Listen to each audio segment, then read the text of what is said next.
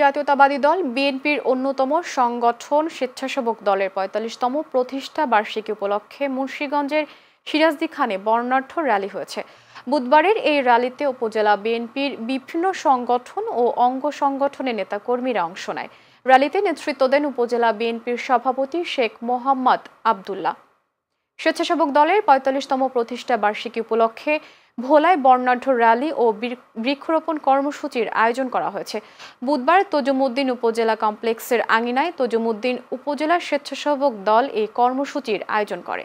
এদিকে বাংলাদেশ জাতীয়তাবাদী দল স্বেচ্ছাসেবক দলের ৪৫তম প্রতিষ্ঠা বার্ষিকী উপলক্ষে নোয়াখালীতে র্যালি ও আলোচনা সভা অনুষ্ঠিত হয়েছে।